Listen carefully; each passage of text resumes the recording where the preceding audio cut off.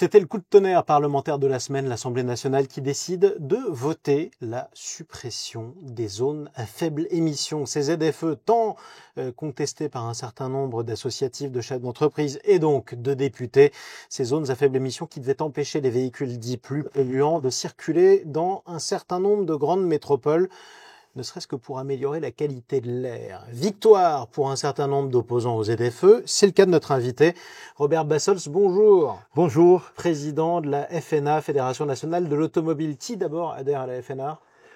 Surtout les artisans, en priorité, tous les artisans de l'automobile, quel que soit le métier, carrossiers, les mécaniciens, les démolisseurs. Voilà. Et Dieu sait s'ils étaient concernés par ces ZFE, parce qu'un certain nombre étaient dans les métropoles où leurs clients n'avaient même plus le droit de venir les voir. Voilà, déjà à terme, et puis même pour tous les artisans en général, de pouvoir travailler dans le centre des métropoles, c'est toujours très compliqué. Et déjà que c'est pas simple d'accès, si en plus avec ces ZFE, c'était devenu impossible. Sauf que l'accès n'est pas prêt de s'améliorer, ça on y reviendra un peu après. Les zones à faible émission risquent-elles de revenir par la fenêtre après avoir été chassées par la porte parlementaire? C'est ce qu'on va voir avec vous. Mais avant ça, disons-le, pour vous, c'est un grand soulagement ce vote. C'est un grand soulagement parce que c'est une demande qu'on a depuis l'introduction des ZFE. C'est pas quelque chose de nouveau, c'est vraiment quelque chose qui, pour nous, est un combat qu'on a porté devant les politiques depuis le début, en leur expliquant que c'est pas une mesure qui est vraiment juste. Non seulement je dirais même qu'elle est quasiment antisociale puisque on impacte surtout les petits revenus et les véhicules donc qui ont plus de 10-12 ans. C'est pas par gaieté de cœur souvent qu'on a une voiture qui est assez ancienne. Plus on a une vieille voiture, en général, moins on a les moyens d'acheter une neuve. C'était la raison. Malgré tout, il faut revenir à deux ou trois autres choses. Les zones à faible émission, ça a été porté par un certain nombre de ministres, mais c'est aussi un sujet de santé publique. On visait en premier les véhicules diesel qui émettent des particules fines qui sont mauvaises pour la santé d'un certain nombre de nos compatriotes, qu'ils soient asthmatiques ou autres. Est-ce que vous comprenez que ceux-là disent c'est un recul pour notre santé, ce vote ? Je pense qu'ils ne sont pas vraiment au courant des réalités, en fait, des retombées des ZFE. Parce qu'on n'a pas amélioré par les ZFE la qualité de l'air. La qualité de l'air s'est améliorée depuis quelques années par les normes, le parc qui est quand même s'il est vieillissant, les véhicules neufs donc polluent moins, etc. Mais il ne s'est pas amélioré du jour au lendemain parce qu'on a interdit les véhicules d'entrée. Excusez-moi, mais il faut même pas une semaine pour que l'air de France ait fait le tour de la planète. Je veux dire. Donc pour vous, il n'y avait pas urgence à chasser les véhicules diesel des centres-villes ? Il n'y avait pas urgence, il fallait simplement en discuter, se mettre autour d'une table et essayer de trouver des solutions ensemble. Je veux dire, des solutions et pour quel objectif ? Est-ce qu'il faut d'abord améliorer la qualité de l'air en renouvelant le parc automobile pour l'artisan que vous êtes, oui ou non ? Non. Premier point. Faut-il améliorer la qualité de l'air ? Oui, non ? Oui. Mais comment dans ce cas-là ? Voilà. Alors il y a plusieurs possibilités. Il y a des carburants alternatifs.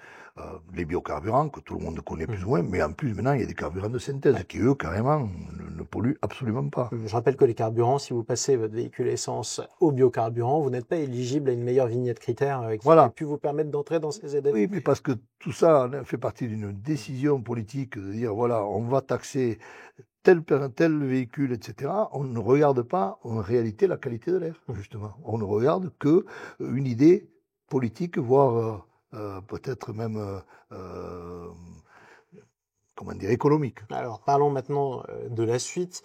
Quel message vous portez à vos adhérents, des carrossiers par exemple, des artisans de l'automobile qui souvent se trouvent dans ces fameuses zones à faible émission et qui se disent oui mais si ça revient par la fenêtre à l'Assemblée nationale, ces ZFE, malgré tout mes clients n'auront plus le droit de venir me voir. Est-ce que je dois pas me préparer ?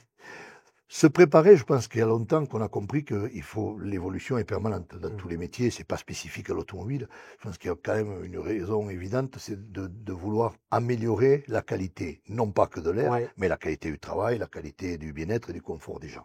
Là-dessus, je pense que consensus, tout le monde est d'accord.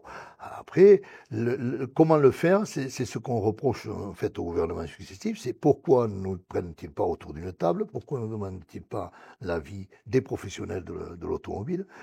J'en ai même entendu des politiques qui m'ont dit mais on l'a demandé. Non, vous ne l'avez pas demandé. je le sais, puisque moi je fais partie des 2-3 présidents de fédérations qui sont... Et on vous a pas reçu. On nous a pas reçus. Donc, je veux dire, il y a des possibilités par du travail alternatif, il y a des possibilités aussi par des incitations Ouais. pour accompagner certaines catégories qui ne Oui. peuvent pas changer le véhicule et qui peut-être seraient... Sauf que l'État n'a plus d'argent et que les incitations ont tendance à baisser. Oui, mais parce qu'on gaspille de l'argent pour créer des ZFE aussi. Pourquoi pas, éventuellement. Éventuellement. Ça, c'est un autre sujet. Qu'est-ce que vous allez dire aux députés que vous vous apprêtez à rencontrer? Faites barrage à tout retour des zones à faible émission ou est-ce que vous êtes prêt à transiger? Mais on n'est pas contre. Il ne faut pas qu'elles soient sectaires comme elles étaient jusqu'à présent. Oui. Pourquoi pas des journées alternatives, pourquoi pas des week-ends, pourquoi Circulation pas différenciée comme on en a déjà. différenciées, comme on en a. Il y en a toujours eu, on peut le faire. Vous n'êtes pas pour la suppression de la vignette critère, par exemple? Non, mais peut-être qu'il faudrait arrêter de mettre une année spécifique. Les véhicules, il faut les réparer, il faut les entretenir. Si le véhicule est très bien entretenu, s'il y a un suivi par le professionnel, si on incite, en fait, le fameux contrôle technique avec les Sengas qui devrait être en activité depuis 2016, je crois, et qui est toujours pas en activité. Si on fait toutes ces choses-là, on va baisser. On va tout baisser. C'est ça qu'il faut regarder. C'est pas l'année de fabrication du véhicule. Et c'est donc ce que vous direz aux députés que vous vous apprêtez à rencontrer. Merci beaucoup, Monsieur Bassols, et on vous dit à la prochaine fois sur Mobility TV. Avec plaisir. Merci à vous.